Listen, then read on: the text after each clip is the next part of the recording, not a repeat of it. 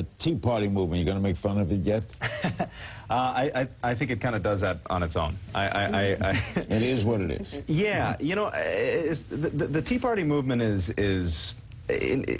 I always have a problem with people who say, you know what, it's not the Republicans, it's not the Democrats, it's all politicians. They're all the problem. And I don't think in this case that's true. I think you had one party that actually was trying to affect change, particularly this health care bill. You had 60% of the people in this country who wanted a public option. It was ignored. And another side that filibustered everything, that stands to lose big if Obama does anything right or anything productive.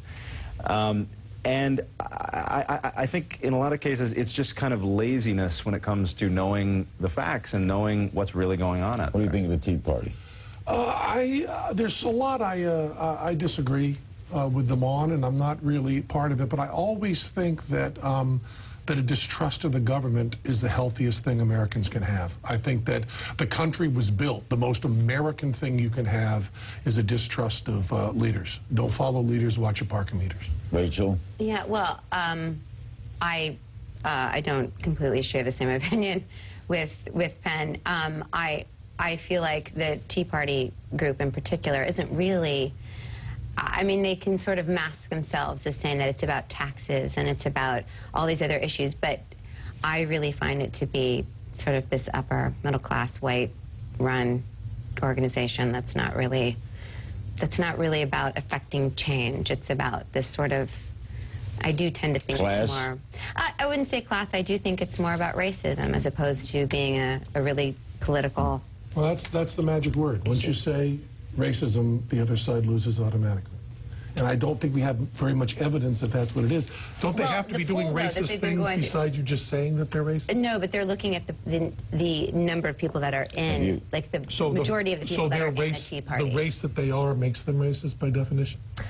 Well, no, I don't think the race that they are by nature makes them. If you want to legitimize them for a moment, you know, some of their gripes are legitimate.